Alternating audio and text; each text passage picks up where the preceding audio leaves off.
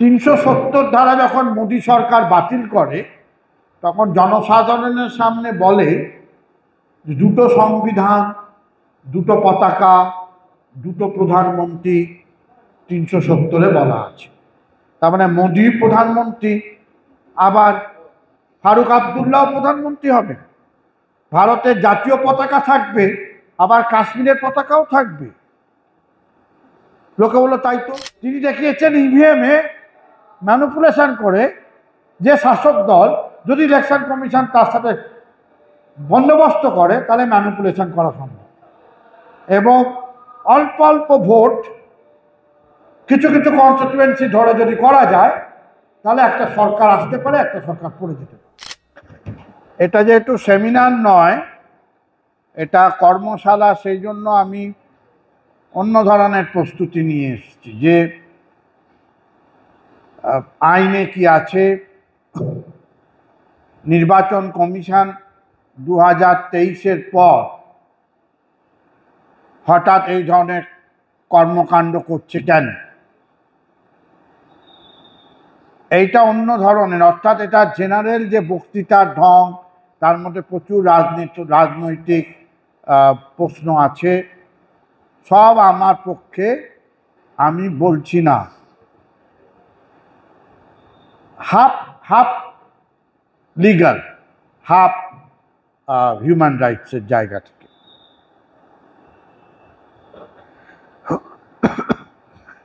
সংবিধানের 3টে অনুচ্ছেদ আমাদের খুব গুরুত্বপূর্ণ।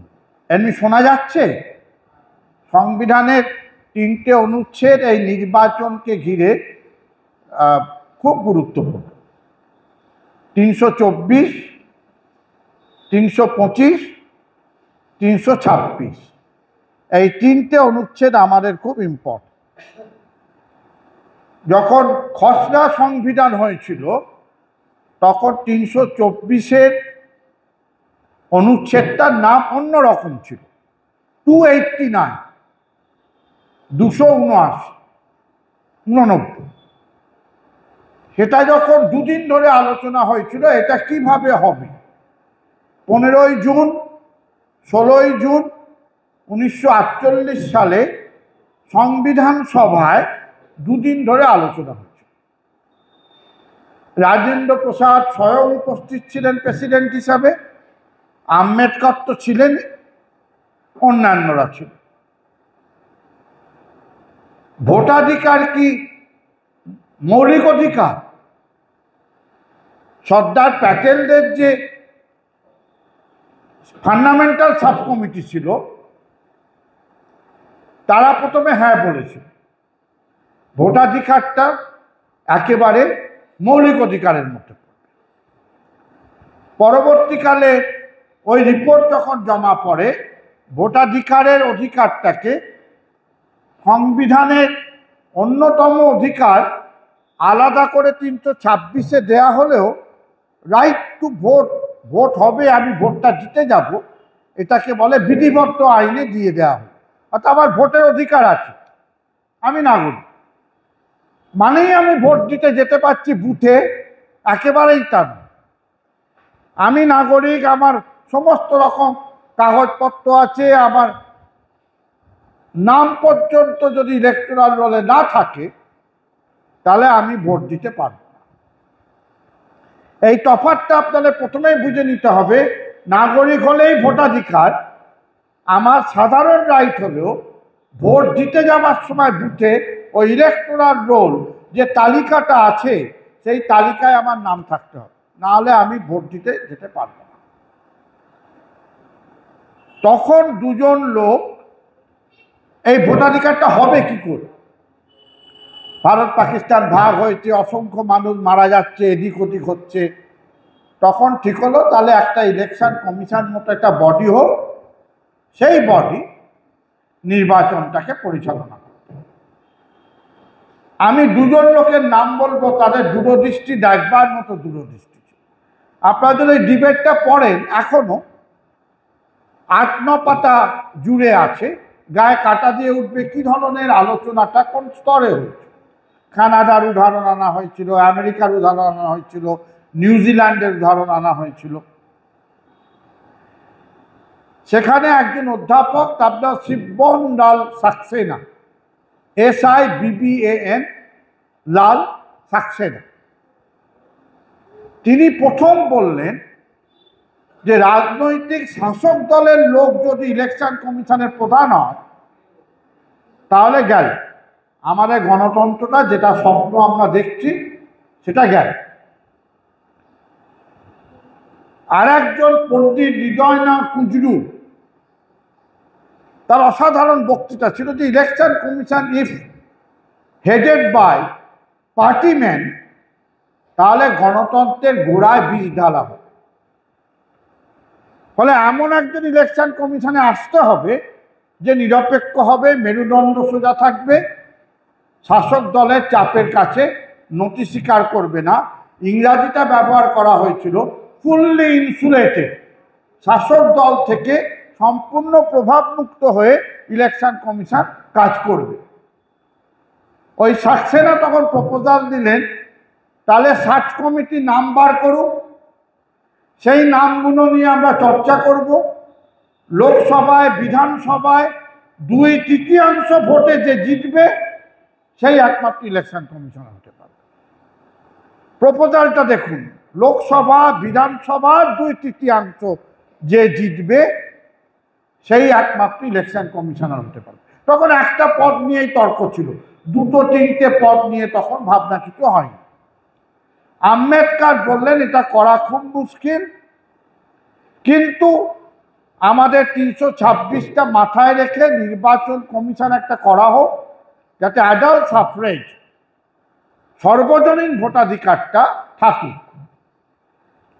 ক অক্ষর গোমাংস যে নাগরিক আর মহাপণ্ডিত যে নাগরিক, তাদের সমান অধিকার থাকবে সরকারকে নির্বাচন করবার। 325টা আপনারা পড়ে দেখুন, ওটা আম্বেদকর যোগ করলেন, ওটা ছিল না, ওটা আম্বেদকর যোগ করলেন নতুন ধারা অনুচ্ছেদ হিসাবে। জাতপাত, বর্ণ, লিঙ্গ ভেদে কোনো তফাৎ করা যাবে না, কোনো ডিস্টিংশন করা যাবে না, সবাই ভোটার। কোনো সম্প্রদায়, ধর্ম দেখে, রং দেখে, সংস্কৃতি দেখে, লিঙ্গ দেখে তফাৎ করা যাবে না। এই দুটো খুব ইম্পর্টেন্ট বিষয়। এক, সবাই ভোট দিতে পারবে, আর কোনো সম্প্রদায়গত, কোনো লিঙ্গ ভেদে, কোনো স্কিন ভেদে, আমি কালো তুমি সাদা, জাতপাত ভেদে তুমি ব্রাহ্মণ তুমি দলিত, কোনো রকম তফাৎ করা যাবে না। এটাই গৃহীত হল। তাহলে ইলেকশন কমিশনটা কি হবে? বলা হলো পার্লামেন্ট ঠিক করবে। ওটা আমরা এখন ঠিক করে দিচ্ছি না, এটা ইলেকশন কমিশন থাকবে, পার্লামেন্ট আইন করে ঠিক করবে। আপনারা জানেন যে 1955 সালে নাগরিকত্ব আইন হলো, 52 সালে তার আগে প্রথম নির্বাচন হলো। সুকুমার সেনের অনবদ্য কাজ ইলেকটোরাল নামগুলোকে ধীরে ধীরে তুলে আনা, সবাইয়ের নামগুলোকে সংযুক্তকরণ, অসাধারণ কাজ করলেন সুকুমার সেন। কিন্তু ট্র্যাডিশনটা এক রয়ে গেল, প্রেসিডেন্ট নির্বাচন করবেন ইলেকশন কমিশনকে শাসক দলের উপদেশ।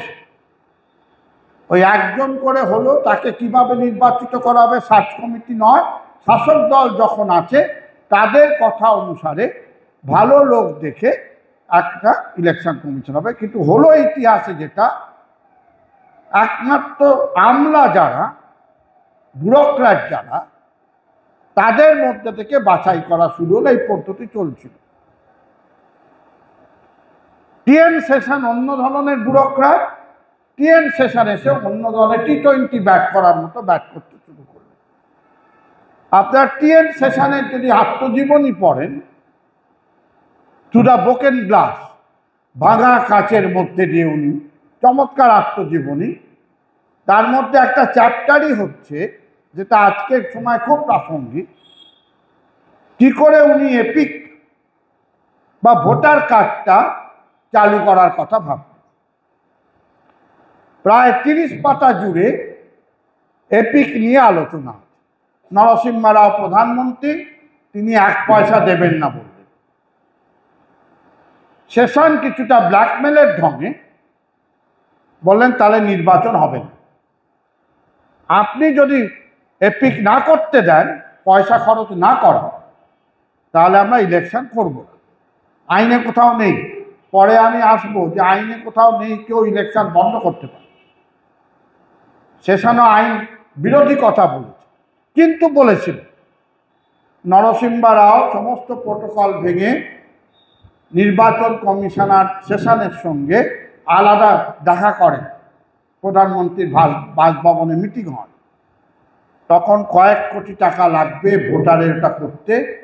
নরসিংহ রাও কনভিন্সড হবার পর, বুঝে নেবার পর রাজি হল। আজকে ইলেকশন কমিশন বলছে এপিক কার্ড আমাদের ডকুমেন্টের মধ্যে নেই। এপিক কার্ড করা হলো কেন? আপনারা সাধারণ বুদ্ধিতে বলে যাতে জাল ভোটার না, ইম্পারসনিফিকেশন না, অর্থাৎ সুজাতর নামে অন্য কেউ যেন ভোট দিতে না পারে, তার জন্য এপিক করা হয়। ইলেকশন কমিশনের নিজেদের করা ভোটার কার্ড আজকে ইলেকশন কমিশন 2023 সালের পর নতুন যে বিহারের জন্য করছে, কিছুতেই এপিক কার্ডটাকে সে গ্রহণ করছে না।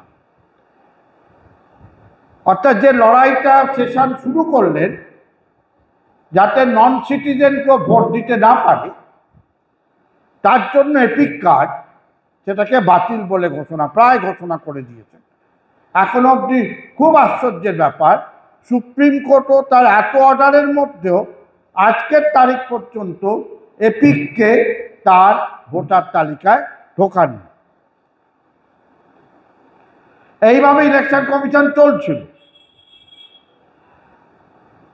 1990 সালে একটা কমিশন হয়, তার নাম দীনেশ গোস্বামী কমিশন। খুব নাম করা সাংসদ ছিলেন, অসম থেকে ছিলেন। দীনেশ গোস্বামী বললেন যে নির্বাচন কমিশনারে 3টে যারা কে হবেন না হবেন তার জন্য ভারতের প্রধানমন্ত্রী, বিরোধী দলনেতা এবং বিচারপতি, সুপ্রিম কোর্টের প্রধান বিচারপতিকে নিয়ে একটা কমিটি হোক। এটা চাপা পড়ে গেল। 2015 সালে যখন মোদী সরকার এসে গেছে, সুপ্রিম কোর্টের একটা রায়ের কারণে, রায়ের ফলে বিজেপি সরকার তখন আবার ল কমিশনে বসা। ল কমিশনের 255 নম্বর রিপোর্টে বলা হলো, হ্যাঁ ঠিকই, ভারতের প্রধানমন্ত্রী, বিরোধী দলনেতা এবং ভারতের সুপ্রিম কোর্ট ইলেকশন কমিশন 3 জনকে নিযুক্ত করবে, কিন্তু একটা সার্চ কমিটির মাধ্যমে। সার্চ কমিটি কীরকম হবে না, ভিজিলেন্স কমিটিতে যেভাবে বাছাই করা হয়, লোকপালকে যেভাবে বাছাই করা হয়, সেই পদ্ধতিতে ইলেকশন কমিশনারকে বাছাই করা হোক। আমলাকেই যে নির্বাচন কমিশনার হতে হবে এমন কোনো মানে নেই। সাংঘাতিক সুপারিশ। এটা প্রসঙ্গক্রমে বলে রাখা, সেশনের সাথে যখন কংগ্রেসের গণ্ডগোল চলছে খুব, তখন বিজেপি সুষমা স্বরাজ এবং অটল বিহারী বাজপেয়ীরা এই দাবি তুলেছিলেন যে প্রধান বিচারপতি, প্রধানমন্ত্রী এবং বিরোধী দলনেতা দিয়েই একমাত্র নির্বাচন কমিশনারকে নির্বাচিত করা উচিত। তখন তাদের ওই স্লোগানটা ছিল। পরবর্তীকালে তারা আর এই স্লোগান মানেনি। ঐতিহাসিক দিন হচ্ছে 2023 সালের 2রা মার্চ। আসামে অনুপ বানওয়াল ভার্সেস ইউনিয়ন অফ ইন্ডিয়ার মামলায় BANAWL, বানওয়াল আপনারা পড়ে নেবেন, অসাধারণ রায়। 5 জন বিচারপতি, KM জোসেফ এবং আমাদের পরিচিত APDR-এ বক্তৃতা করে গেছেন, পরে বিচারপতি হন, তিনি তাতে ছিলেন, তিনি রিটায়ার করেছেন। অনেকে তো পুরনোরা APDR-এ পুরনো তার নাম জানতে পারে। অনিরুদ্ধ বোস, KM জোসেফ, অনিরুদ্ধ বোস এবং আরও 3 জন, তারা মিলে রায় দিলেন যে নির্বাচন কমিশনারদের নির্বাচন করতে গেলে প্রধান বিচারপতিকে টিমের মধ্যে রাখতেই হবে। প্রধানমন্ত্রী অথবা ডেপুটি প্রধানমন্ত্রী বিরোধী দলনেতা থাকবেন এবং সার্চ কমিটির মাধ্যমে। এটা একেবারে আইন করে বলে দিয়ে বললেন যতক্ষণ না পার্লামেন্টে নতুন আইন হচ্ছে ততক্ষণ পর্যন্ত এই পদ্ধতিতে নির্বাচন কমিশনার নির্বাচিত করতে হবে। মোদির মাথায় হাত, সর্বনাশ, তাহলে তো হয়ে গেল। সে তখন তড়িঘড়ি করে ডিসেম্বর মাসে, তখন তার অ্যাবসলিউট মেজরিটি, 24 সালে ইলেকশন হয়নি, তার একেবারে ব্রুট মেজরিটি, 23 সালের ডিসেম্বরে একটা আইন আনলো যা অভূতপূর্ব। ভারতবর্ষে এরকম আইন কেউ কখনো করেনি যে প্রধানমন্ত্রী, তার দলের ক্যাবিনেট মিনিস্টার একজন এবং বিরোধী দলনেতা 3 জন মিলে ইলেকশন কমিশনারকে এবং 2 জনকে নির্বাচিত করবে। তার মানে অল টাইম 2:1, অল টাইম। যেটা ভাবনা ছিল শাসক শ্রেণীর প্রভাবমুক্ত হওয়ার জন্য, সেটা পর্যবসিত হলো শাসক শ্রেণীর তোষামদের লোকেরাই একমাত্র নির্বাচন কমিশনার হতে পারে। প্রধানমন্ত্রী, তার ক্যাবিনেটের একজন এবং বিরোধী দলনেতা। অধীর চৌধুরী অন রেকর্ড, অধীর চৌধুরী তখন বৃহত্তম দলের প্রধান। মিটিং শুরু হবার 10 মিনিট আগে এই জ্ঞানেশ কুমার, অরুণ গোয়েল, অন্যান্যদের নামগুলো 10 মিনিট আগে। কে তারা? তাদের ব্যাকগ্রাউন্ড কি, নির্বাচন সম্পর্কে তাদের অভিজ্ঞতা কি? অধীর চৌধুরী অন রেকর্ড বললেন কিচ্ছু আমাকে বলা হলো। 10 মিনিট আগে নাম ধরিয়ে দেওয়া, বলার এই নাম, যাই নাম দাও না কেন 2:1। আমি বিরোধিতা করলেও সবসময় আমার নাম জিতবে। জহর সরকার ইদানিং একটা টিভি চ্যানেলে বলেছেন যে জ্ঞানেশ কুমার এত জুনিয়র অফিসার কিন্তু RSS এর লোক। এর সত্য মিথ্যা আমি বলতে পারবো না, কিন্তু জহর সরকার অন রেকর্ড এটা বলেছে। তার আগে দেখুন আপনারা, অত্যন্ত সৎ একজন আমলা, সেশনের মতোই, অশোক লাভাসা তার নাম। আপনারা অনেকে অশোক লাভাসার লেখা পড়েন, হয় অসাধারণ লেখেন। অশোক লাভাসা তখন নির্বাচন কমিশনার ছিলেন 2024-এর আগের যে ইলেকশন, 2019। প্রধানমন্ত্রীর হেলিকপ্টার সার্চ হওয়ার জন্য একজন অফিসার যায়, রাহুল গান্ধীদের গাড়িও সার্চ করার জন্য অফিসার যায়। প্রধানমন্ত্রীর হেলিকপ্টার থেকে 3টে বড় পেটি পাওয়া যায়। সেই অফিসার সেটা খুলতে বলে, প্রধানমন্ত্রীর সিকিউরিটি খুলতে রাজি হয়নি। উল্টে সেই কর্মচারীকে সাসপেন্ড করা হয়। অশোক লাভাসা মিটিংয়ে প্রতিবাদ করে বলেন, প্রধানমন্ত্রীরটা খোলার অধিকার আমাদের নির্বাচন কমিশনের আছে, যখন নির্বাচন ঘোষণা হয়ে গেছে। অন্য 2 জন বলেন যে না, এখন প্রধানমন্ত্রীর হেলিকপ্টার খোলার অধিকার দেওয়া হয়নি, ওকে আমরা চাকরি থেকে বরখাস্ত করে। ভোটাভুটি হয়, 2:1 হয়। অশোক লাভাসা বলেন আমার নোট অফ ডিসেন্ট লেখা হোক। দেখুন, একটা সংসদীয় স্বাধীন সংস্থা, সেখানে লাভাসা বলছেন অ্যাজ এ মেম্বার আমার নোট অফ ডিসেন্ট নোট করা, এবং যেভাবে জাজমেন্টে নোট অফ ডিসেন্টটা অ্যাটাচ করা হয় আমার যুক্তিটা অ্যাটাচ করে আপনারা মত দুটোই একসাথে বেরোনো হোক। সিদ্ধান্ত নেওয়া হলো অশোক লাভাসার মত রেকর্ড করা হবে কিন্তু প্রকাশ করা যাবে। তার 7 দিনের মধ্যে অশোক লাভাসার বাড়িতে ইডি হানা দেয়, যার বউ 2 নম্বরের টাকা পয়সা আয় করে। অশোক লাভাসা পদত্যাগ করে এবং অশোক লাভাসার পদত্যাগটা সঙ্গে সঙ্গে রাষ্ট্রপতি গ্রহণ করে নেন। প্রথম ইলেকশন কমিশনের ওপর, তার কর্মক্ষেত্রের ওপর হস্তক্ষেপ মোদী সরকার করলেন 2019 সালে। পরবর্তীকালে 23 সালে যখন, এটাও ভারতবর্ষে অভূতপূর্ব, অরুণ গোয়েলকে জোর করে ভলান্টারি রিটায়ারমেন্ট নেন, একদিনের মধ্যে তার ফাইল সই হয়ে গেল, একদিনের মধ্যে তার রিটায়ারমেন্ট হয়ে গেল। পরের দিন তিনি ইলেকশন কমিশনার পদে যোগ দিলেন। আজকের তারিখ পর্যন্ত আমরা কেউ জানি না ঠিক তার পরের দিন কেন অরুণ গোয়েল রেজিগনেশন দিল। অরুণ গোয়েলকে চাকরি থেকে নিয়ে আসা হল, একদিনে ফাইল রেডি করা হল, একদিনে পেনশন দিয়ে দেওয়া হলো, একদিনে 24 ঘন্টার মধ্যে। পরের দিন তাকে অ্যাপয়েন্টমেন্ট দেওয়া হল, তারপরের দিন অরুণ গোয়েল কোনো একটা মিটিংয়ে বোধহয় ডিফারেন্স অফ ওপিনিয়ন হয়, তারপরের দিন অরুণ গোয়েল পদত্যাগ করলেন ইলেকশন কমিশনারের পদ থেকে, রাষ্ট্রপতির সাথে সাথে সেটা গ্রহণ করে নিলেন। আজ অবধি আমরা জানি না নেওয়া হলো কেন, এলেন কেন, পরের দিন উনি চলে গেলেন, কোনো কারণ দেখানো হয়।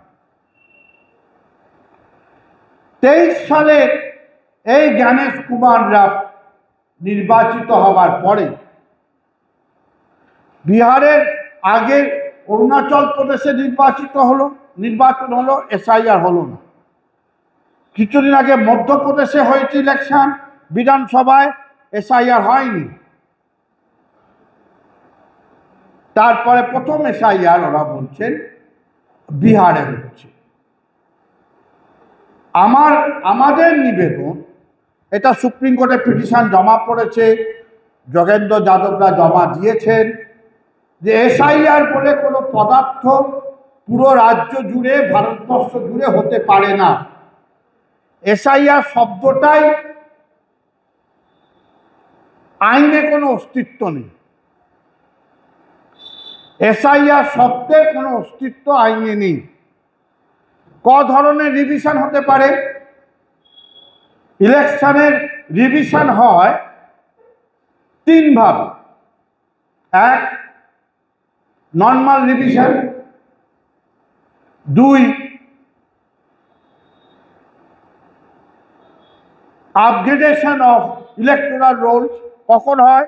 বিধানসভা নির্বাচনের আগে, লোকসভা নির্বাচনের আগে, এমনকি যদি বাই ইলেকশনও হয়, উপনির্বাচনও হয়, তাহলেও একটা আপগ্রেডেশন হবে সেই অঞ্চল। বিশেষ প্রয়োজনে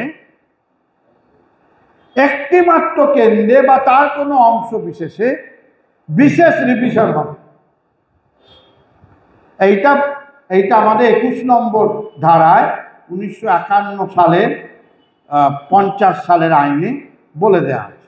আমি আপনাদের দুটো লাইন পড়লে আপনারা বুঝতে পারবেন ইলেকশন কমিশন কিছুতেই উত্তর দিচ্ছেন না আপনারা কোথা থেকে স্পেশাল ইনসেন্টিভ রিভিশন শব্দটা পেলেন, আইনের কোন ধারায় এই শব্দটা আছে দেখান। সুপ্রিম কোর্টে প্রশ্ন হয়েছে, কপিল সিবাল করেছেন, যোগেন্দ্র যাদব করেছেন, প্রশান্ত ভূষণ করেছেন, বৃন্দা গোভার করেছেন। প্লিজ শো আস আইনের কোন সেকশনে ঠিক এই শব্দটা আছে। 3টে শব্দই আইনে আছে, একসাথে নেই। আপনাদের অনেকের মনে থাকতে পারে, আমি জানি না আপনাদের বয়স যারা, আমরা একসাথে যখন সিঙ্গুর আন্দোলন করছিলাম তখন আমাদের সল্টলেক থেকে মেধা পাটেকার আমাদের সিঙ্গুর আন্দোলনে আমরা সিঙ্গুরে যাব। একবারে সল্টলেকে আমরা প্রণবদার বাড়িতে ছিলাম, সকালবেলা আমরা রওনা দেবো, আমাদের প্রণবদার বাড়ি থেকে গেট থেকে আমাদের তুলে নেয়, বলে 144 ধারা আছে। আমরা ওটা সিঙ্গুরে আছে, সল্টলেকে প্রণবদার বাড়িতে 144 ধারা নেই। পুলিশ ওটা শুনল না, আমাদের তুলে সল্টলেক স্টেডিয়ামে সারাদিন, পরের দিন সকালে কোর্টে তো। ওই মামলায় আমরা তো জামিন ছেড়ে দিই, মামলাটা বিচারপতিরা সাথে সাথে খারিজ করে দেন। আমরা একটা পয়েন্টই খালি তুলেছিলাম, ওই 144 ধারা যে শব্দটায় আইনে যেটা আছে সেখানে জেলা শাসক আরও 2টো ওয়ার্ড যোগ করে দেন। সংসদ ছাড়া কোনো শব্দ বা বিধানসভায় যদি রাজ্য আইন হয় তার সেছাড়া কেউ অ্যাড করতে পারে। আমি আপনাদের দেখাই, ইলেকশন কমিশনের চালাকিটা, একটা সংস্থা মানুষের সঙ্গে এই চালাকিটা করতে পারে কিনা।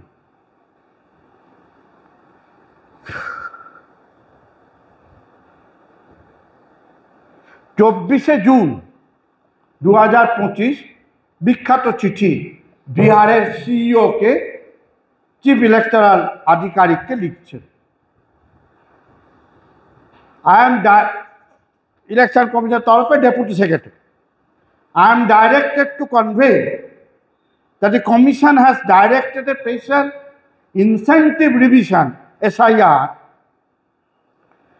in exercise of its power under 324 ওই ইলেকশন আমি কন্ট্রোল করতে পারি সুপারিনটেন্ডেন্ট ইত্যাদি ইত্যাদি। এরপরেরটা দেখুন, section 21 of the Representation of People's Act 1950 মানে জনপ্রতিনিধিত্বমূলক যে আইন, along with other applicable provision of RPA 1950 প্রত্যেকটা শব্দ আপনারা শুনুন, with reference to the 1/7/225 as the qualifying date in the state of Bihar, whose general election to the state legislative assembly in due in 2005 প্রত্যেকটা বেআইন। 21 নম্বর সেকশনে 1950 সালে কি আছে, হেডিংটা আছে preparation and revision of electoral Rolle's. এই সেকশনের 3টি উপধারা আছে, একটা উপধারা মেনশন না করলে কোনো মানে নেই, নোটিশটা রং। একটা সেকশনে বলা আছে shall be revised, 2 নম্বরে shall be revised in any year in the prescribed manner, qualifying date, আমি কোয়ালিফাইং ডেটে পরে আসছি। রিভিশন যদি হয়, কিভাবে রিভিশন হবে লিখছে না, 1960 সালে আরো 10 বছর বাদে আর একটা রুলস হয়, সেই রুলসের 25 নম্বর সেকশন অনুযায়ী রিভিশন হবে। রিভিশন 4 রকমের হয়, নিবিড় ইনসেন্টিভ, সামারি সংক্ষিপ্ত, আধা সামারি, আধা রিভিউ, এই 4 ধরনের রিভিশন হতে পারে। Special intensive revision is absent in the law. Revision intensive হতে পারে, রিভিশন সামারি হতে পারে। রিভিশন যদি ইনসেন্টিভ হয় তাহলে কি হবে, লোকের বাড়ি বাড়ি যাবে, বাড়ি বাড়ি গিয়ে ফর্ম দেবে বা নিজেরা ফর্মে লিখবে, আমি যা পরে আসবো। সামারি হলে বাড়ি বাড়ি যাবে না, যেটা ইলেকটোরাল রোল আছে সেইটা একবার দেখে একটা বিজ্ঞাপন দেবে, ওই কার কি আপত্তি আছে, কে মারা গেছে, কে চলে গেছে, এগুলো জান। যদি স্পেশাল রিভিশন হয়, দেখুন স্পেশাল ইনসেন্টিভ রিভিশনটা নেই। 3 নম্বরে বলা আছে notwithstanding anything contained in the subsection 2 মানে রিভিশন, শুধু revision, simple revision, the election commission may at any time for reason to be recorded direct a special revision of the electoral roll for any constituency or part of a constituency in such a manner as it may think fit. Special revision কি কোথায় হবে, একটা মাত্র কেন্দ্রে হবে অথবা একটা কেন্দ্রের একটা অংশে হবে। দেখুন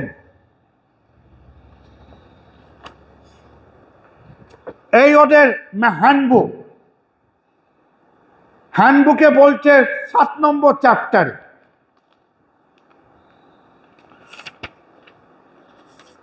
জয়বাল্লবার্থী কোর্টে একবার মুখ ফুটে বলেও ফেলেছে,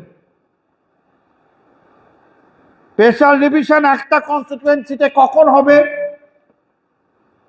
সারা রাজ্য জুড়ে হবে না, সারা দেশ জুড়ে স্পেশাল রিভিশন বলে কোনো প্রভিশন নেই, একটা কেন্দ্রে বা একটা কেন্দ্রের কোনো একটা অংশে। কখন হবে, যদি আগুন লাগে, যদি ভূমিকম্প হয়, যেভাবে এখন উত্তরাখণ্ডে, পাঞ্জাবে বিভিন্ন জায়গায় বন্যার ফলে হাজার হাজার মানুষ জায়গা ছেড়ে চলে গেছে, কাগজপত্র হারিয়ে গেছে, অথবা কোথাও দাঙ্গা হয়েছে, হাজার হাজার লোক এক জায়গা থেকে আর এক জায়গায় চলে গেছে, সেইখানে তোমার নতুন করে একটা ইলেকটোরাল রোল করবার দরকার হতে পারে।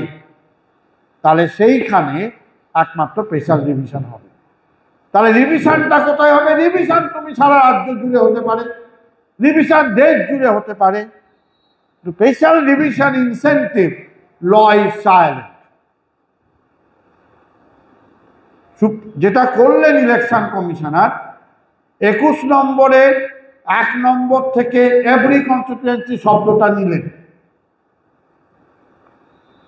3 নম্বর থেকে স্পেশাল শব্দটা নিলেন, 2 নম্বর থেকে রিভিশন নিলেন, 1960 সালের 25 নম্বর রুলস থেকে ইনসেন্টিভটা নিলেন, নিয়ে স্পেশাল ইনসেন্টিভ রিভিশন বলে একটা নতুন শব্দ দিয়ে আমাদের ঘাড়ে চাপিয়ে, এবং তারা যে অন্যায় করছেন, বদমাইশি করছেন, সেটা যেটা 24 তারিখের চিঠি আপনারা মিডিয়াতে সর্বত্র লেখা পড়ছেন। 2002 সালে ওয়েস্ট বেঙ্গলে হয়েছে স্পেশাল ডিভিশন লাস্ট, আর 2003 সালে বিহারে হয়েছে লাস্ট। দেখুন ইলেকশন কমিশন আইন বাঁচিয়ে মিথ্যাচার করছে। দেখুন লাস্ট ইনসেন্টিভ রিভিশন, দেখুন এসআইআর নেই, last intensive revision perfectly alright, revision সেটা ইনসেন্টিভ হয়েছে। Last special intensive revision SIR লেখেনি, একই চিঠিতে কোথাও লেখা হয়েছে 2003 সাল। কোয়ালিফাইং ডেট সুপ্রিম কোর্টে ডিসাইডেড, ভারতের সব পার্লামেন্টে ডিসাইডেড। 4 নম্বর ফর্ম দেখুন, তাতে তলায় লেখা আছে ডিসাইডেড, এক যে বছরে হবে। কোয়ালিফাইং ডেট হচ্ছে 1/1/2025 বিহারে হওয়া উচিত। আমি 2 তারিখে আমি 18 বছর বয়সে পৌঁছেছি, 2রা জানুয়ারি আমি 18 বছর বয়সে 2রা জানুয়ারি পৌঁছেছি। কোয়ালিফাইং ডেট মানে আমি 18 বছর বয়সে পৌঁছেছি কি না। আগে 21 ছিল, কমিয়ে 18 করা হয়েছে। কবে আমি 18 পৌঁছেছি, কবে আমার নামটা উঠবে? আমি যদি 2রা জানুয়ারি 2025 সালের 18 বছর বয়সে পৌঁছই, আমার নাম উঠবে না। আমি যদি 1 জানুয়ারিতে বা তার আগে 18 বছর বয়সে পৌঁছই, তাহলে আমার নাম সেই বছর ইলেকটোরাল রোলে উঠবে। পরের বছরের ইলেকটোরাল রোলে নর্মাল যখন আপগ্রেডেশন হবে, তখন 2রা জানুয়ারির পর যারা জন্মেছে তারা হবে। Decided law.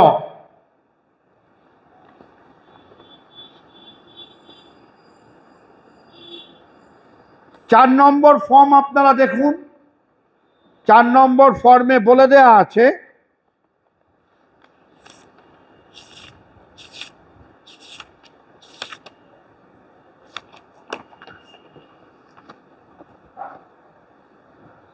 for the preparation revision of rolls in 1989 Amit January written April, একমাত্র 1989-এ বিশেষ কারণে জানুয়ারি বাদ দিয়ে এপ্রিল মাস হয়।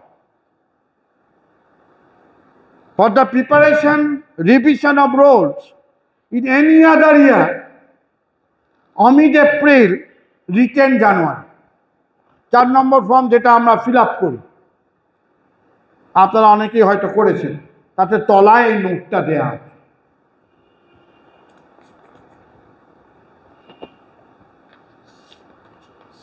আর এই চিঠিতে কি দিচ্ছে? Qualifying date 1/7/2025। এটা লাভ কি অলাভ আমি বাদ দিলাম। কেউ বলতেই পারে উনি ভোটার বাড়াচ্ছেন। তার মানে 1 জুলাই যারা 18 বছর পৌঁছেছে, জানুয়ারির পরও যারা 18 বছর পৌঁছেছে 6 মাস ধরে, তারা সবাই ভোটার হতে পারে।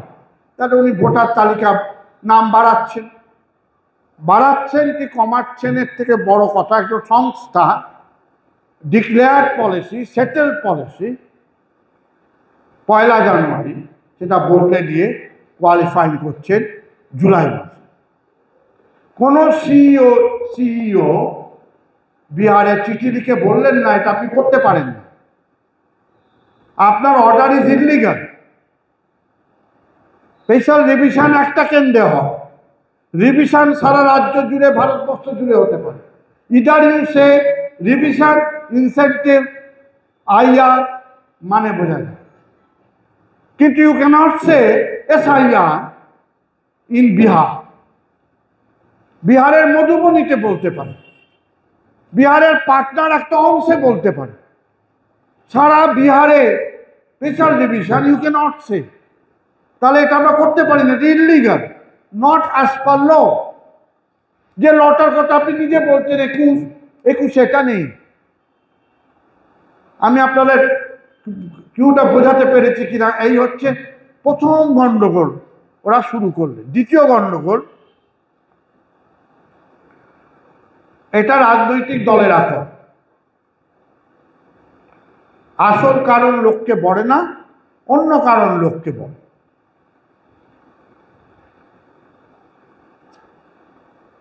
ইলেকশন কমিশনের দ্বিতীয় সবচেয়ে বড় প্রতিশ্রুতি হচ্ছে ট্রান্সপারেন্সি, স্বচ্ছতা থাকবে। তার তো কোনো গোপনীয় নয়, সেটা মাওবাদী সংগঠন নয় যে তার ওপর সংগঠনে সুজাত আছে, গোপন সংগঠনে কিসেনজি আছে, তার তো একই। ট্রান্সপারেন্সি ক্লিয়ার হওয়া উচিত।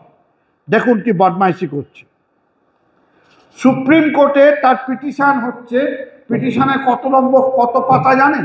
সুপ্রিম কোর্টে যখন সে পিউসিএল বা এডিআর বা যোগেন্দ্র যাদব বা রাজনৈতিক দলের পিটিশনের জবাব দিচ্ছে, 800 পেজেস।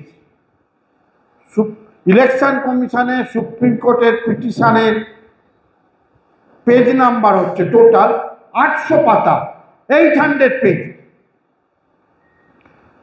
তাতে কি বলা হয়েছে, যেটা মোদি কালকে বিহারে গিয়ে বলেছেন, যেটা রেড ফোর্টের বক্তৃতায় মোদি বলেছেন, ডেমোগ্রাফিক মিশন।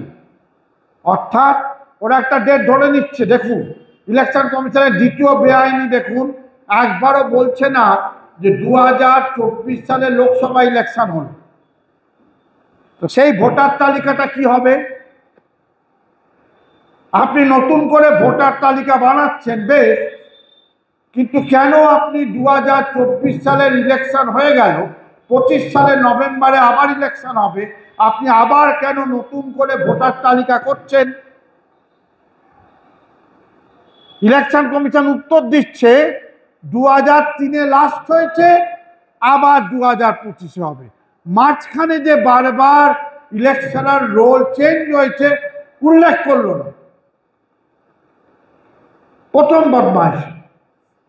দ্বিতীয় বদমাইশি হচ্ছে কেন হবে, কি ভালো কারণ দেখুন। ইলেকশন কমিশন সুপ্রিম কোর্টে বলছে, এটা মোদি বলছে যেটা, সেটা ইলেকশন কমিশন বলেছে, জনবিন্যাস বদলে গেছে। প্রচুর পরিমাণ জনবিন্যাস, মানুষ এখান থেকে ওখানে চলে গেছে, প্রচুর লোক মারা গেছে, প্রচুর লোকের নাম 2 জায়গায় আছে, তার জন্য ইলেকটোরাল রোল চেঞ্জ করতে হবে। আবার আমি আপনাদের স্মরণ করিয়ে দিই, ইলেকশন কমিশনের যুক্তি হচ্ছে 3 সাল আর 25 সাল। মাঝখানে যেন বিহারের নির্বাচনের তালিকা কখনো পরিবর্তন হয়নি। 1 নম্বর মিথ্যে। তার মানে 3 সাল থেকে 25 সালে প্রচুর লোক মারা গেছে, 3 সাল থেকে 25 সাল প্রচুর লোক এখানে বিহার ছেড়ে চলে গেছে, জনবিন্যাস পাল্টে। এইটা হচ্ছে সুপ্রিম কোর্টে বলছে, প্রেস বিবৃতিতে মিথ্যে কথা বলছে। এইটা হচ্ছে ইলেকশন কমিশনের খেলা। Objective of an incentivized revision is to ensure the names of all eligible citizens are included. এই প্রথমেই শব্দটা এলো, আপনি ইলেকশন কমিশনের ইতিহাসে খুঁজে পাবেন না এই ইংরাজিটা। Objective of incentivize division is to ensure the name of the all eligible citizens are included in the electoral roll so as to enable them. পরের লাইনে দেখুন, ইলেকশন কমিশনের স্লোগান কি বলুন তো আপনাদের? ইলেকশন কমিশনের একটা স্লোগান আছে, কি স্লোগান?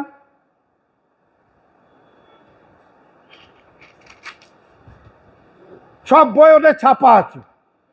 ইলেকশন কমিশনের যে কোনো বইয়ের তলায় স্লোগানটা প্রতি পাতায় দেয়া থাকে। স্লোগানটা কি? No voter to be left behind, কোনো ভোটার যেন বাদ না যায়। এইটা হচ্ছে ইলেকশন কমিশনের মটো।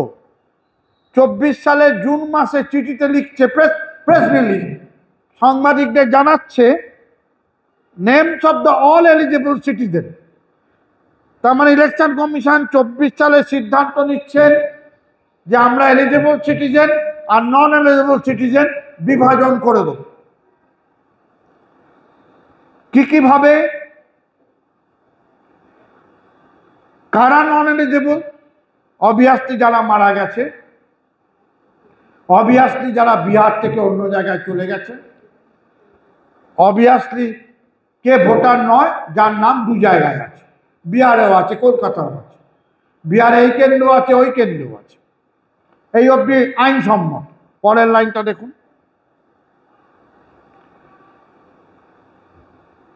কেন রিভিশন হচ্ছে?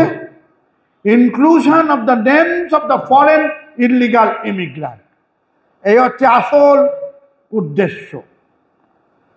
24শে জুন প্রেস রিলিজে ইলেকশন কমিশন লিখছেন, আমাদের ভোটার তালিকা পরিবর্তনের কারণ 2003 থেকে 2025, এটা করা বেঁধে দিয়েছে। 2024-25 হলে ইলিগাল ইমিগ্রান্ট ধরা যাবে না, তাই 2003 থেকে 2025 inclusion of names of foreign illegal migrant, এটা খুঁজে বার করতে হবে আমাদের। বাংলাদেশে রোহিঙ্গা বিহারে বঙ্গদেশে গিজগিজ করছে, রোহিঙ্গা বাংলাদেশে খুঁজে বার করতে হবে। তার জন্য প্রেস রিলিজে ইলেকশন কমিশন বলছেন, এই জন্য আমরা ভোটার তালিকা সংশোধনের অন্যতম কারণ 800 পাতার পিটিশনে সুপ্রিম কোর্টে এই শব্দটা নেই। ভেবে দেখুন, তন্ন তন্ন করে আমরা 800 পাতা খুঁজেছি, কোথাও কি সুপ্রিম কোর্টে এই কারণটা বলছে যে বাংলাদেশি বা অনুপ্রবেশকারী বা বেআইনি অভিবাসনকারীরা বিহারে ঘুরে বেড়াচ্ছে, তাদের নামগুলো ভোটার লিস্টে ঢুকে আছে, বাদ দিতে হবে? কেন দিচ্ছে না? কারণ তাহলে সুপ্রিম কোর্টে প্রমাণ দিতে হবে, তুমি তালিকা দাও কোন তালিকায় বিদেশি অভিবাসন বেআইনি লোকেরা ঘুরে বেড়াচ্ছে। কোনো প্রমাণ নেই। আপনারা সাবির আহমেদ আর লেখা এই সময় পড়েছেন, অসাধারণ একটা লেখা লিখেছে সাবির আহমেদ এবং কিশলয়, এক্সেলেন্ট লেখা, যে বিহারে বাংলায় সর্বত্র যা জনসংখ্যা তার মতো করে আধার কার্ড বা ভোটার এপিক কার্ড রয়েছে। জনসংখ্যা ছাপিয়ে আধার কার্ড, জনসংখ্যা ছাপিয়ে ভোটার কার্ড নেই। সেন্সাসের যে মানুষের সংখ্যা দেওয়া আছে, সেন্সাসের মানুষের অনুপাতেই ভোটার কার্ড এবং আধার কার্ড আছে। তাহলে গিজগিজ করছে ভোটার লিস্টে বেআইনি রোহিঙ্গা, বেআইনি বাংলাদেশি, এটা প্রমাণ করতে গেলে সুপ্রিম কোর্টে আলাদা প্রমাণ দিতে হবে। কারণ সবাই চেপে ধরবে, প্রমাণ দাও। মারা গেছে কজন জেনে বলতে হবে, বিহার থেকে চলে গেছে কজন জেনে বলতে হবে, কতজনের নাম ডবল আছে জেনে বলতে হবে।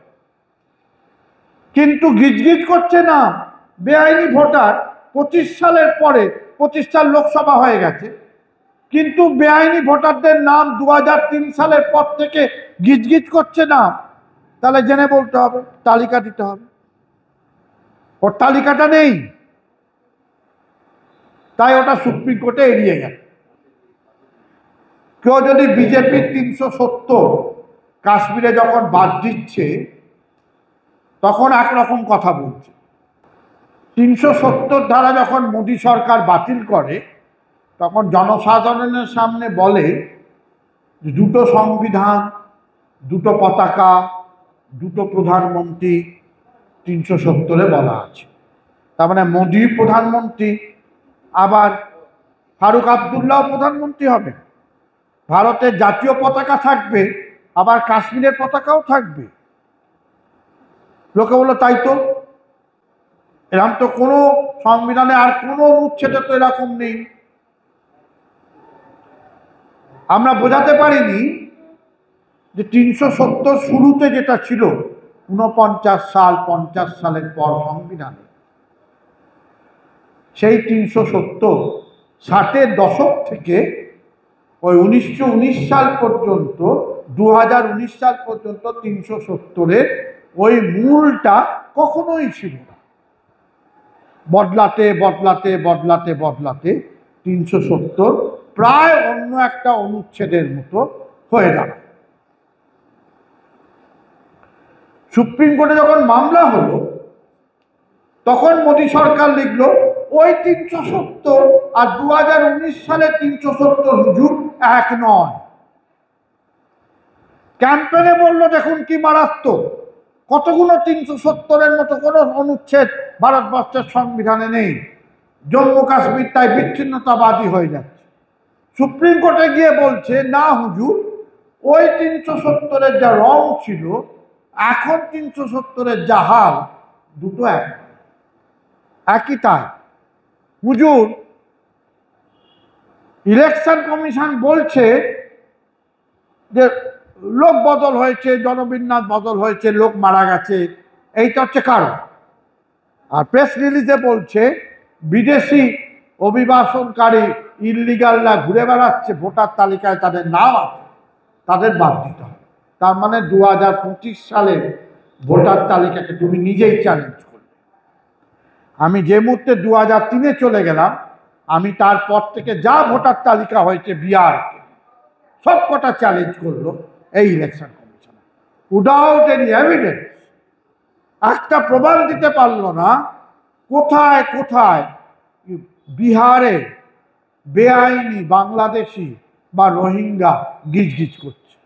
যে 63 লক্ষ লোকের নাম বাদ দিয়েছে তাতে একটা বিদেশির নাম আছে, তো বলতে পারবেন? হয় মারা গেছে, নয় অন্য জায়গায় চলে গেছে, নয় ডুপ্লিকেট নাম আছে। বলেনি যে 10,000, 15,000, 2 লক্ষ লোক যারা বিদেশি, একজনেরও বার করতে পারে। নোটবন্দির মতো এটা ভোটবন্দি। বললো এত এত কালো টাকা আছে, টাকা ফেরত দাও। লোকের কাছে যা টাকা ছিল আর যা টাকা ফেরত এলো মিলে গেল। ফলে একটাও বিদেশি খুঁজে পেল না, একটাও ভোটবন্দি বিদেশির কারণে করার ফন্দি পেল না, বলে যাচ্ছে। এটাই আমরা বলছি ইলেকশন কমিশন বিজেপির মুখপাত্র হয়ে কাজ করছে। আমি আপনাদের দুটো এভিডেন্স দেখাই, ইলেকশন কমিশনের এভিডেন্স, আমার বানানো নয়।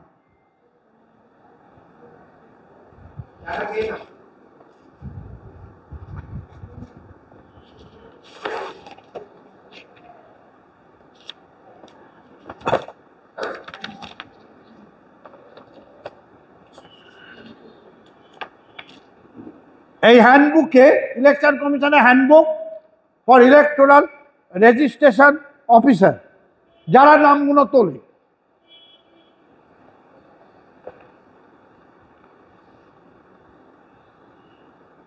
the epic once issued is valid. Please শুনে নিন, epic one issued is valid for lifetime anywhere in the country. যদি এপিক একবার যাকে দেওয়া হয়েছে সেটা লাইফ টাইম ভ্যালিড, তাহলে তোমার এপিকটা নয় কেন ভোটার তালিকার ডকুমেন্ট হিসাবে? নো অ্যান্সার, উত্তর নেই। সুপ্রিম কোর্টে বলা হলো আজকের তারিখ পর্যন্ত আশ্চর্যজনকভাবে জয়মাল্য বাগচি, সূর্যকান্ত তারা এপিক নিয়ে কোনো মন্তব্য করলেন না। এপিক ওয়ান্স ভ্যালিড, যে লাইফ টাইম। আমার পরিচয়, আমি ভোটার, ভোটারের ব্যাকগ্রাউন্ড তিনটে, আমি নাগরিক, আমি অর্ডিনারি সিটিজেন, আমার 18 বছর বয়স হয়ে গেছে, আমার এপিক আছে।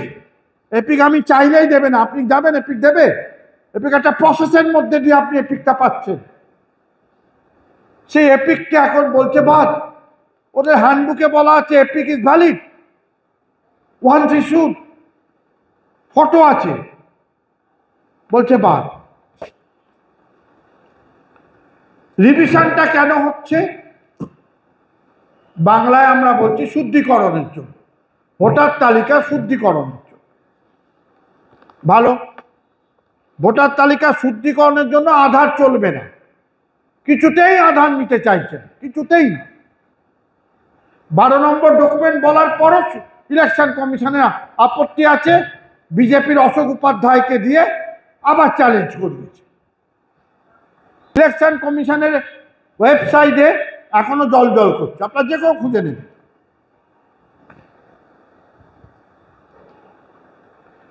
Note explaining the process of annual revision stroke upgradation of electoral rolls along with frequently asked question, প্রায়শই যে প্রশ্নগুলো জিজ্ঞেস করা হয়। তার 42 নম্বর প্রশ্নটা কি?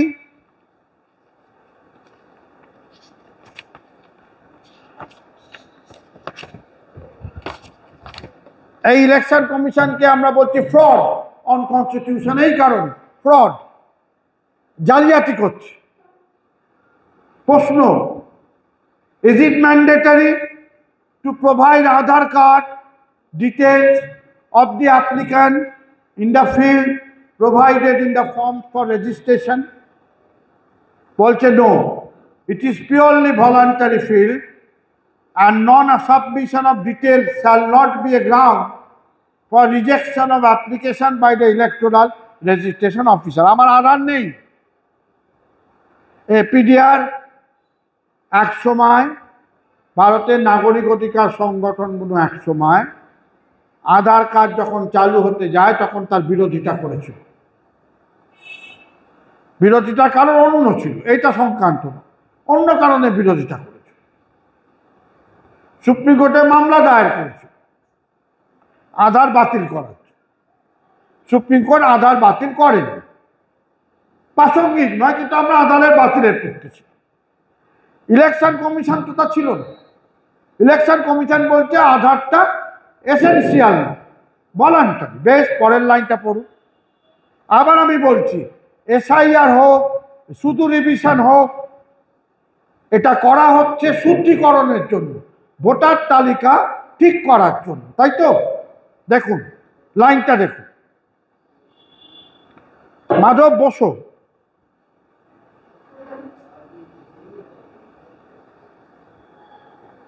মাধব না এলে বড়ার মেজাজি থাকে। আরে বিপ্লবী, এই দেখুন আধার নিয়ে বলছে, দেখুন পরের লাইন, 42 নম্বর প্রশ্ন উত্তর, ইলেকশন কমিশন উত্তর দিচ্ছে। It is expected from the applicant to furnish Aadhaar details voluntary, পরের শব্দগুলো দেখুন, for the sake of purification of electoral rolls. Voter তালিকা শুদ্ধকরণের জন্য, বিশুদ্ধিকরণের জন্য আধার প্রয়োজন। প্রত্যাশিত যে অ্যাপ্লাই করছে সে আধারটা দেবে। এখন বলছে আধার লাগবে না, আধার জাল হয়, পাসপোর্টও জাল হয়। জাতপাতের সার্টিফিকেট, ওটা নাগরিকত্বের প্রমাণ। 11টা যে কন্ডিশন, যে 11টা যে ডকুমেন্ট দিয়েছে, 11টা ডকুমেন্টের মধ্যে পাসপোর্ট ছাড়া আর জন্ম সার্টিফিকেট ছাড়া একটাও নাগরিকত্বের প্রমাণ, জাতপাত, স্কুল সার্টিফিকেট, একটাও প্রমাণ। সেগুলো থাকবে, কিন্তু আধার বাদ যাবে। কেন? এপিক ইলেকশন কমিশনের ডকুমেন্ট থাকবে না।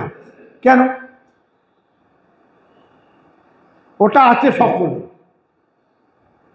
আধার ম্যাক্সিমাম লোকের আধার আছে। ভোটার কার্ড যারা ভোট দেয় তাদের সকলের ভোটার কার্ড আছে। তাহলে তো বাদ দেওয়া যাবে না। তাহলে বাদ দেবেন কি করে? বাদ দিতে গেলে ওইগুলোকে বাদ দিতে হবে। দিয়ে এমন কিছু ডকুমেন্ট দাও যা তুমি খুঁজে পাবেন। আমি ডিসেম্বর মাসে, গত বছর ডিসেম্বর মাসে আমি পাসপোর্ট রিনিউ করি বা রিইস্যু করার জন্য অ্যাপ্লাই করি। আমার পাসপোর্টে যখনই আমি ওই সরকারি পাসপোর্ট কর্মচারীর সাথে মুখোমুখি হলাম, তার প্রথম প্রশ্ন, আধারটা দিন। দ্বিতীয় প্রশ্ন, প্যান কার্ডটা দিন। আমার পাসপোর্টটা ভ্যালিড ফর নাগরিক। পাসপোর্টের ভিত্তি হচ্ছে আধার, ইনভ্যালিড। এখানে বলছে ভ্যালিড। বিশুদ্ধকরণের জন্য আধার ভীষণ জরুরি। এপিক তোমার ভ্যালিড, লাইফ টাইম ভ্যালিড, কিন্তু বাদ। আমার নিবেদন, ইলেকশন কমিশন সংশোধনের যে নিয়মগুলো করলো, পুরো ভারতবর্ষের গড়ে ওঠা ইলেকশন কাঠামোটাকে বদলে দিল। এইটা আপনাদের বুঝতে হবে। শুধু কিছু নিয়ম বদলালো, শুধু কিছু নিয়মের ব্যতিক্রম ঘটালো তা নয়। ব্যতিক্রম ঘটালো, নিয়মের পরিবর্তন করলো। ভারতের পুরো সর্বজনীন ভোটাধিকারের 326 এবং 325-এ জাতপাত, আদিবাসী, দলিত, নিরক্ষর, মুসলমান সবাই ভোট দিতে পারবে, এই স্বপ্নটাকে আঘাত করল। দ্বিতীয় ধরনের নিয়ম চালু করে। নিয়ম চালুটা কি? 4 নম্বরে আমায় সই করতে হবে। আমার বাড়িতে ভোটার যাবে, ইনসেন্টিভ যদি হয় ভোটার যাবে। 4 নম্বরে কি লেখা আছে আপনারা পড়ুন। না, আপনাদের আর একটা পড়িয়ে দিই, তারপরে আমার ওটাই যাব। হ্যান্ডবুকে চ্যাপ্টার 7 স্পেশাল ডিভিশন নিয়ে ব্যাখ্যা দেয়া আছে। এক লাইন পড়ছে, the special division can be geographically limited for a specific area. আবার আমি বলছি, দেখুন, স্পেশাল ডিভিশন, ইনসেন্টিভ শব্দটা সরিয়ে নিন। নিবিড় বিশেষ সংশোধন, এই যদি বাংলা করেন, বিশেষ নিবিড় সংশোধনীটা তুলে নিন। নিবিড় বিশেষ সংশোধনী যদি করেন, তাহলে ওদের হ্যান্ডবুকে বলছে special division can be geographically limited for a specific area. তার মানে মানিকতলা অঞ্চল, সেখানে শুধু হতে পারে, পাটনায় কোথাও হতে পারে, বন্যা বিধ্বস্ত কোনো একটা কেন্দ্রে হতে পারে, সারা রাজ্য জুড়ে নয়, সারা ভারতবর্ষ জুড়ে নয়। স্পেশাল ডিভিশন করার মধ্যে দিয়ে ইনসেন্টিভ, আমি শুরুতে বলেছি আপনাদের ঘরে ঘরে গিয়ে খোঁজ নেবে। 4 নম্বরে কি বলা আছে দেখুন।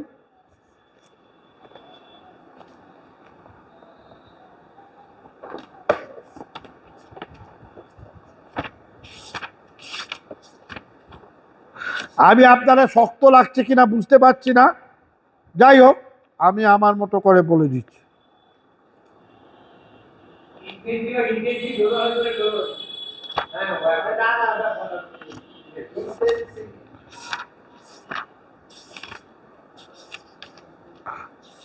চার নম্বর দেখুন,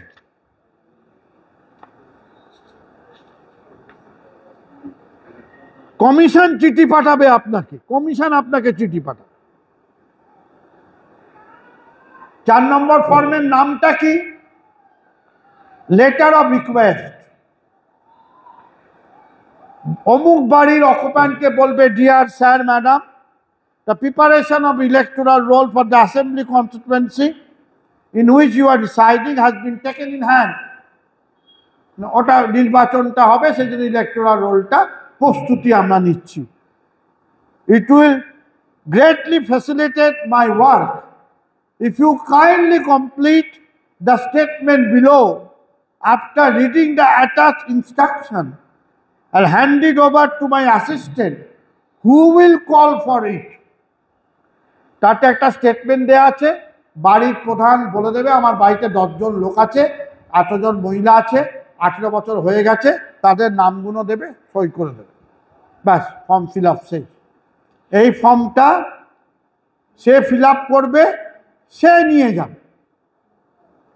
এখানে বাড়িতে যদি হাউস টু হাউস হয়, বিহারে গোলমাল আছে, আমি গোলমালটা বলছি না। আপনারা বিখ্যাত সাংবাদিক আঞ্জুমের ভাইরাল ভিডিও দেখেছেন, অসাধারণ ভাইরাল ভিডিও। ওখানকার বিএলওরা কিভাবে করছে সেটা আমি যাচ্ছি না। নিয়মে, নতুন নিয়মে ইলেকশন কমিশন বলে দিল 2টো ডুপ্লিকেট দেওয়া হবে তোমাকে, তুমি ওটা ফিল আপ করবে না, আমি ফিল আপ করব।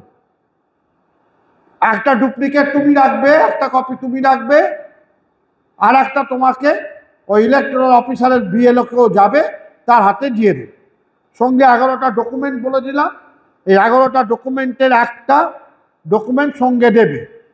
আর তোমার নাম যদি 2003 সালের পরে হয়, তাহলে তোমার বাবা, তার বাবা, কেউ না কেউ 2003-এর ইলেকটোরাল রোলে আছে, সেইটা দিয়ে সিস্টেমটা বদলেছিল। আমি যাব কমিশনের হয়ে, আমি কমিশনের তরফ থেকে 2টো নেবো, একটা তোমাকে দেবো, একটা নিয়ে চলে আসব, আমি ফিল আপ করবো, আমার এনুমারেশন ফান্ডে ওটা ফিল আপ করা হবে, আমি করব। প্রয়োজনে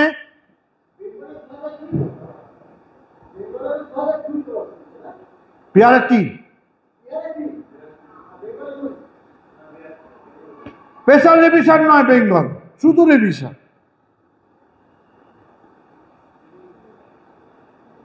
উল্টো হলো, ডকুমেন্ট দেবার ফর্ম নেই। এই হ্যান্ডবুকে আছে, আমি পড়ি আর আপনারা বিরক্তি উৎপাদন করছি না, এই হ্যান্ডবুকেই আছে ইনসেন্টিভ রিভিশন মানে ঘরে ঘরে যেতে হবে, কিন্তু ফর্ম 4 থেকে ফর্ম 8 এর বাইরে তুমি যেতে পারবে না। ফর্ম 4 কি? স্টেটমেন্ট।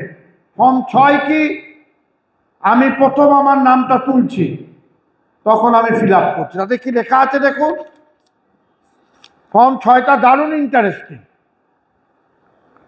ডেট অফ বার্থ, ব্র্যাকেটে লেখা আছে ইফ নো। এখন বলছে জন্ম তারিখের ডকুমেন্ট দিতে হবে। আর ফর্ম 6-এ, যাতে কোনো নাগরিক বাদ না যায়, ভারতবর্ষের প্র্যাকটিক্যাল জগৎ হচ্ছে গরিব, মূর্খ, কাগজপত্র নেই, জানে না, পরিচয় মানুষ, কাগজপত্র সম্পর্কে ধারণা নেই, তখন বলা হচ্ছে তোমার তারিখ, জন্ম তারিখ, ফরম্যাট ইফ নোন। কাগজপত্র না থাকলে তোমার নাম কেটে দেওয়া হবে, এরকম কোনো ফর্ম 6-এ কিছু নেই। এবারে ইলেকটোরাল কমিশন বলল, কাগজ দিয়ে গেলাম, ডকুমেন্টগুলোর তালিকা দিয়ে গেলাম, ফিল আপ করো, যদি একটা দিতে না পারো এই তারিখের মধ্যে তোমার নাম বাদ চলে যাবে।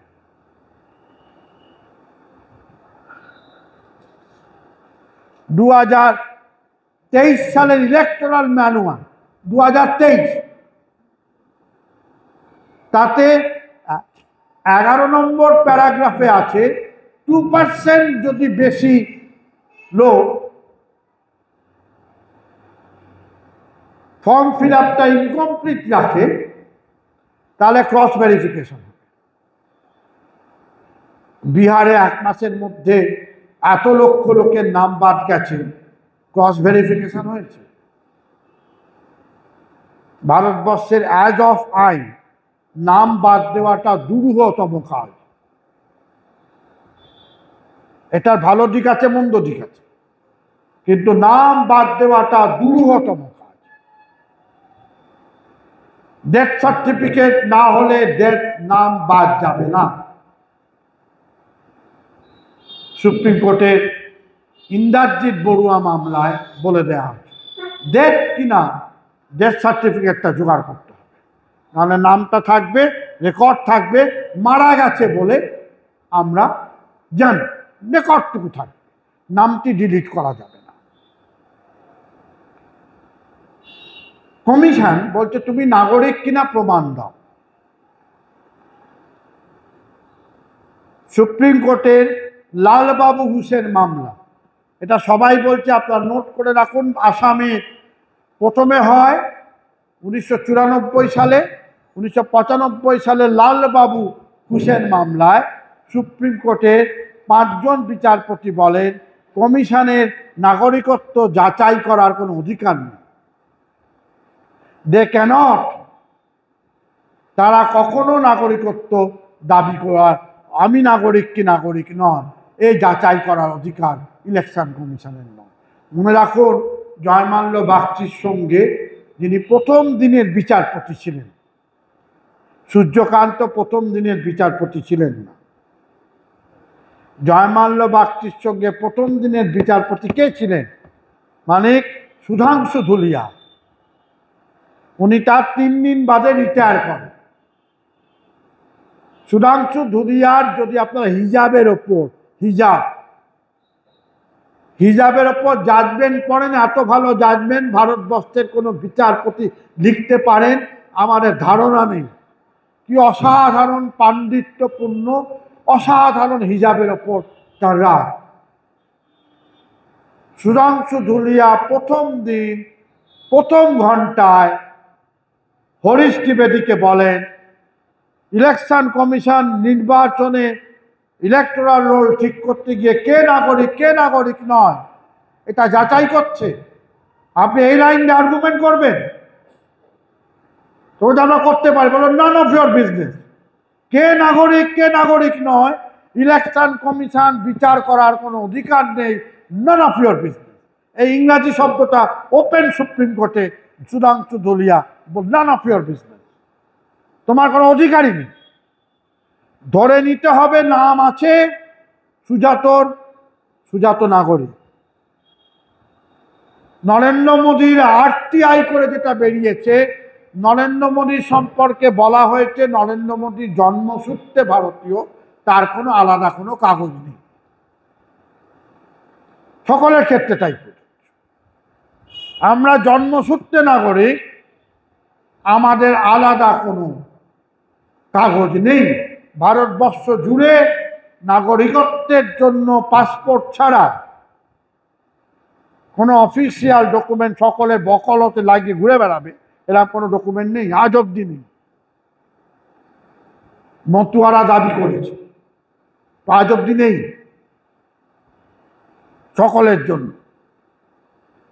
ফলে কি করে আমার সেই ডকুমেন্ট তুমিও নাগরিক কি নাগরিক নয়?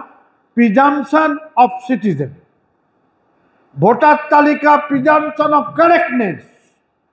যেভাবে আমরা বলি একজনকে অ্যারেস্ট করলে পরে প্রিজাম্পশন অফ ইনোসেন্স, ধরে নিতে হবে সে নিরপরাধ। 357 নম্বর অনুচ্ছেদে সুপ্রিম কোর্টের ব্যাখ্যা হচ্ছে presumption of correctness of the voter list. দুটো মামলার কথা আমি বলব। লক্ষ্মীচরণ সেন ওয়েস্ট বেঙ্গলের একটা মামলা, আর আসামের একটা মামলা ইন্দ্রজিৎ বড়ুয়া।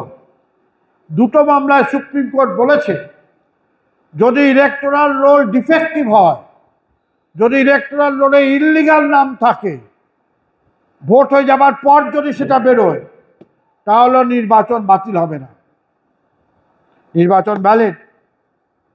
ভোটার তালিকায় গোলমাল আছে বলে নির্বাচন ইনভ্যালিড হতে পারে না। কারণ সুপ্রিম কোর্টের মতে কোনোদিনই নির্বাচন তালিকা, ওই ভোটার তালিকা নিখুঁত হবে না। কোনোদিনই ভোটার তালিকা কমপ্লিট হবে না। সুপ্রিম কোর্ট অন রেকর্ড বলছে it will never be perfect, it will never be complete. What we can emphasize is should be equity, সকলের নামগুলো যাতে থাকে। হিমালয়ের দুর্গম অঞ্চলে একটা মাত্র ভোটার, সেখানে ভোট কর্মীরা ভোট দিতে চলে যাবে। Nobody should be left behind, একজনও বাদ না যায়। এইটা হচ্ছে স্পিরিট। আর এরা যেটা করছে, আর একটা নতুন স্ট্রাকচার বানাচ্ছে নির্বাচন কমিশন, যাতে ম্যাসিভ স্কেলে বাদ চলে যায়। গরিব গুরুব মানুষদের পরিচয়, মানুষের বিহারে দু ধরনের পরিচয় আছে। 8 মাস ধরে যারা কাজ করে তাদের শর্ট টার্ম পরিচয় শ্রমিক বলে, 8 বছরের অধিক সময় যারা কাজ করে তাদের লং টার্ম শ্রমিক বলে। অমৃতা দত্তের দারুণ গবেষণা করেছেন বিহারের পরিচয় শ্রমিকের উপর।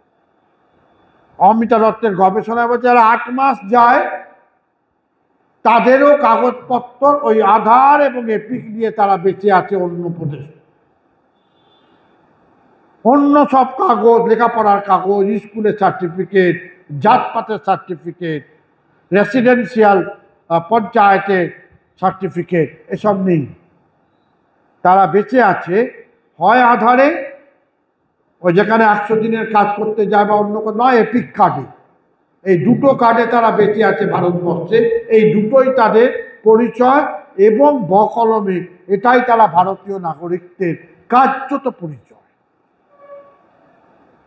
সেইটাকে বুঝে যাতে তাদের ভোটাধিকার থেকে বাদ দেওয়া যায় সেই চেষ্টা করেছে।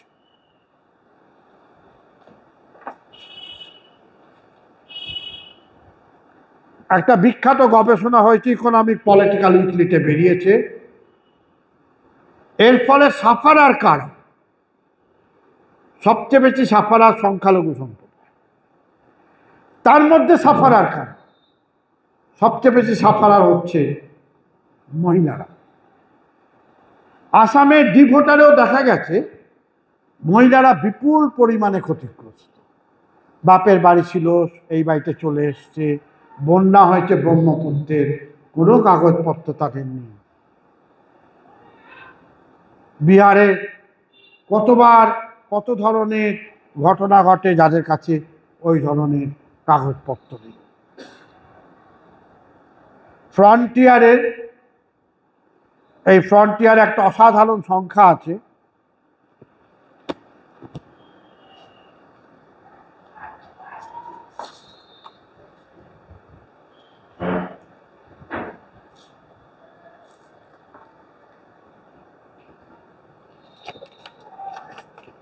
ফ্রন্টিয়ার একটা অসাধারণ সংখ্যায়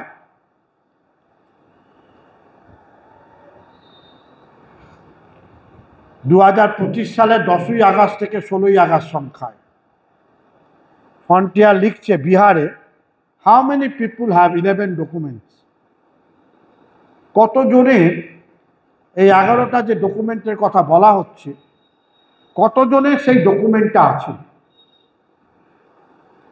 অসাধারণ রিপোর্ট, ধরে ধরে লিখছে যে সব মিলিয়ে আসামে বাদ চলে যাবে প্রায় 2.4 থেকে 2.6 crore পিপল বাদ চলে যাবে এই ডকুমেন্ট দিতে না পারার কারণে। দিতেই পারবে না, বাদ চলে যাবে।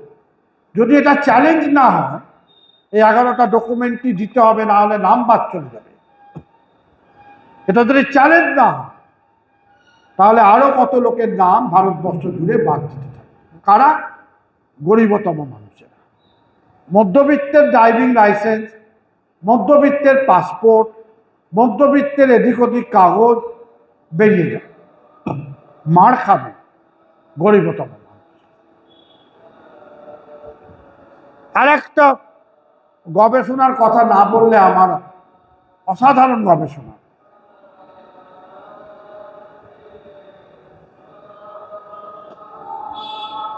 এর বইটা পড়বেন যদি আগস্ট 10-25 ফ্রন্টিয়ার। আর পরেরটা দেখুন আরবি ভাগাত এর বই পড়বে, পপুলেশন অ্যান্ড পলিটিক্যাল ইমাজিনেশন, এরকম ব্যতিক্রমী গবেষণা আমি খুব কম পড়েছি, এর নাম খুব পড়ে। আরবি ভাগাত বই লিখেছে population and the political imagination. বইয়ের একটা বড় অংশ হচ্ছে ডেটা। তোমার যদি ডেটা না থাকে, তোমার যদি তথ্য না থাকে, তাহলে তুমি মুশকিলে পড়বে। কিরকম বলছে, বিজেপি বলছে বাংলাদেশি রোহিঙ্গারা গিজগিজ করছে, আমাদের মধ্যবিত্ত সেটা বিশ্বাস করছে,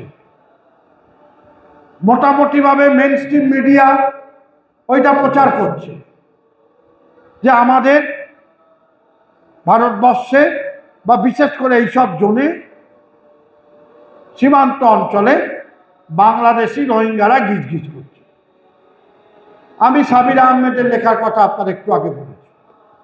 ইনি বলছেন এর ইমপ্লিকেশনটা কি, population and political imagination. Data না দেন, খালি বলেন গিজগিজ করছে, তাহলে নিশ্চিতভাবে জেনোসাইড অথবা জেনোফোবিয়া হবে। হ্যাঁ, চারদিকে মুসলমান, চারদিকে রোহিঙ্গা, ওদের তাড়া, ওদের মারো, ওদের বার করে দাও, এই ফোবিয়াটা। ডেটা নেই।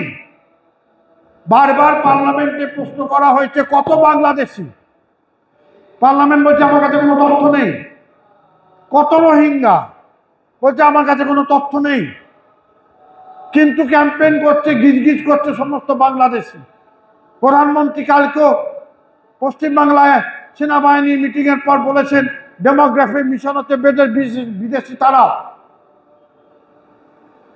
তার মানে যদি ডেটা সলিড না থাকে, অবধারিত ফল গরিব লোকেরা বার খাবে, ইমোশন উঠবে এবং ভোটাধিকার মানে নাগরিক নয়। নাগরিক না হলে কি হবে আমি শেষ করি। আসামে কি হয়েছিল আপনারা সবাই বলতেন, ডিভোটার হয়েছিল। তারপর নাম বাদ দিয়ে সব মানিক টানিকা তো এগুলো মুখস্থ, 20 লক্ষ এত বাদ হবে।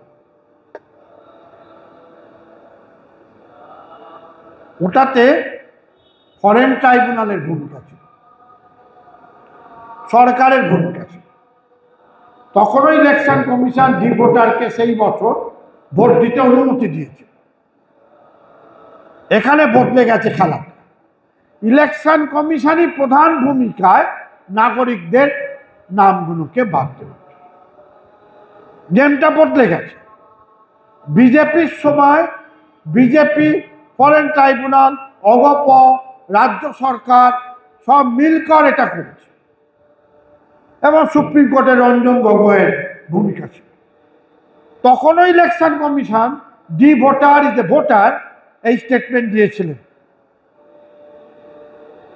এবারে ইলেকশন কমিশন 1 নম্বরে এরা ভোটার নয়। ভোটার না হলে কি হবে? আমার আধার আছে, আমার এপিক আছে, আমার নাম আছে, ভোটার লিস্টে নাম নেই, তাহলে আমি ভোটার নই, তার মানে আমি নাগরিক নই। নাগরিক হলেই আমি ভোটার হতে পারবো। আবার আমি ভোটার নই মানে আমি নাগরিক। তাহলে সরকার কি করবে? রেজিস্ট্রেশন ডিপার্টমেন্টে, ফরেন রেজিস্ট্রেশন ডিপার্টমেন্টে খবর দেবে। ফরেন রেজিস্ট্রেশন ডিপার্টমেন্ট হোম ডিপার্টমেন্টের নির্দেশে আমার বাড়িতে আসবে, তুমি ভোটার নও, তুমি বিদেশি, চলো। ওই যে ডিটেনশন ক্যাম্প বলা হচ্ছে, ওখানে ঢুকিয়ে দাও। ট্রাম্প, আমি কয়েক মাস আগে আমেরিকায় ছিলাম। আমেরিকাতে আমরা ওখানে লোকের মিছিল আমরা দেখেছি। ইমিগ্রেশনের নাম করে এনফোর্সমেন্ট, ইমিগ্রেশন, কাস্টম, পুলিশ মুখোশ পরে, তাকে দেখাও যায় না, মুখোশ, পুরো মুখোশ পরে, চোখও দেখা যাবে না, মুখ দেখা যাবে না। তারা বাড়িতে বাড়িতে ঢুকছে, পার্কে যাচ্ছে, বা কোনো ইমিগ্রেন্ট আদালতে গিয়ে তার নামটা আবার রিইস্যু করাচ্ছে। ইমিগ্রেশন লোকেরা দাঁড়িয়ে আছে লস অ্যাঞ্জেলসে, এবং যে অঞ্চলে সবচেয়ে বেশি ইমিগ্রেন্ট, বাজারে একটা ফ্যান্সি মার্কেট আছে, ওখানে চুপ করে দাঁড়িয়ে আছে। আদালত থেকে বেরোচ্ছে, অ্যারেস্ট করছে, চেন বেঁধে দিচ্ছে, তুলে নিয়ে চলে যাচ্ছে। কোথায় যাচ্ছে কেউ জানেন, বাড়ির লোক জানেন। 3 দিন 4 দিন বাদে খবর আসছে অমুক একটা ডিটেনশন সেন্টারে তাকে রাখা হয়েছে। What is detention centre?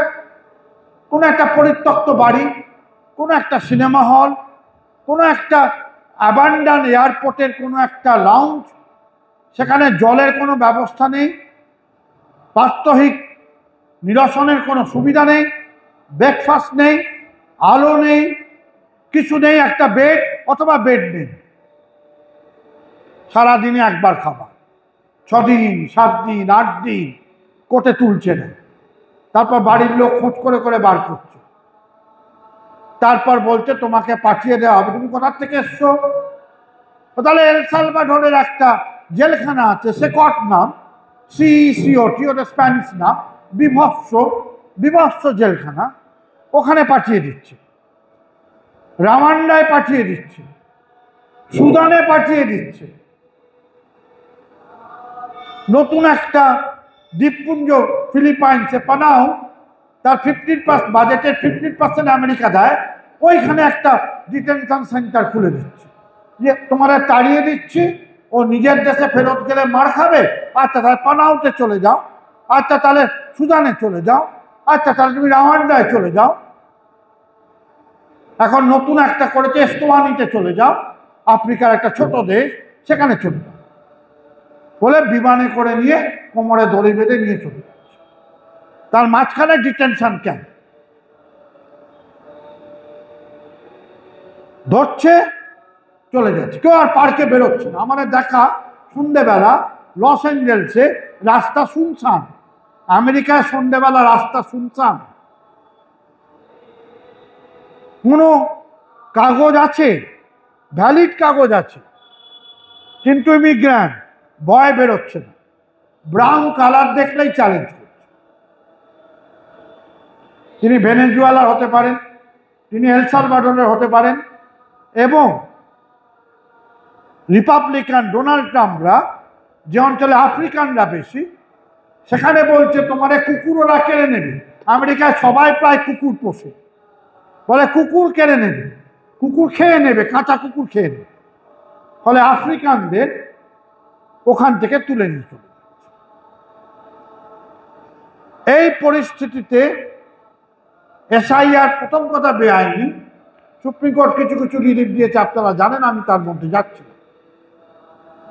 দ্বিতীয় হচ্ছে যা কিছু বলা আছে ইলেকশন কমিশনের দলিলে, তার বিপরীত কাজ করছে ইলেকশন কমিশন অফ ইন্ডিয়া, এবং আমাদের লোকের কাছে ক্যাম্পেইন করে এটা রেজিস্ট করা উচিত। কিভাবে রেজিস্ট করবেন এগুলো পরে আলোচনা হতে পারে, কিন্তু এসআইআর নামে যেটা হচ্ছে তার বিরোধিতা করা উচিত। নিঃসন্দেহে এটা স্পেশাল ইনসেন্টিভ এক্সক্লুশন এক্সারসাইজ, নাম বাদ দেবার, ভোট কেড়ে নেবার, মানে নাগরিকত্ব কেড়ে নেবার একটা বৃহৎ পরিকল্পনার অংশ বিজেপি, এবং দলিত আদিবাসী মুসলমানদের বাদ দেবার একটা পরিকল্পনা। এইটা অন্তত এই পরিকল্পনাটা পরিষ্কার মানুষের কাছে নিয়ে যাওয়া, যদি আমরা কনভিন্সড হই সবাই।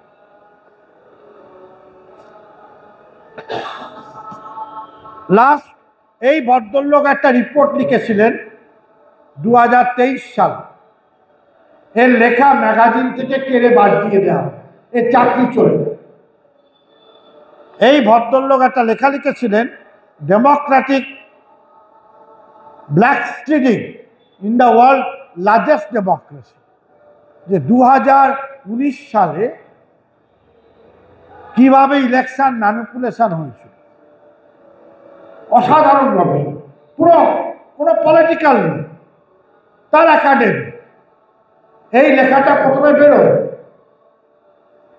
এই লেখাটা পরে অবলুপ্ত করে দেওয়া, তাকে চাকরি থেকে বরখাস্ত করে দেয়। তিনি দেখেছেন ইভিএমে ম্যানিপুলেশন করে যে শাসক দল, যদি ইলেকশন কমিশন তার সাথে বন্দোবস্ত করে, তাহলে ম্যানিপুলেশন করা সম্ভব, এবং অল্প অল্প ভোট কিছু কিছু কনস্টিটুয়েন্সি ধরে যদি করা যায়, তাহলে একটা সরকার আসতে পারে, একটা সরকার পড়ে যেতে পারে, একটা দল ক্ষমতা আসতে পারে, একটা দল ক্ষমতা না আসতে পারে। এটা করা সম্ভব। অসাধারণ প্রবন্ধ, এবং তাকে প্রায় একাডেমিক জগৎ থেকে সরিয়ে সে বিদেশ চলে গেছে।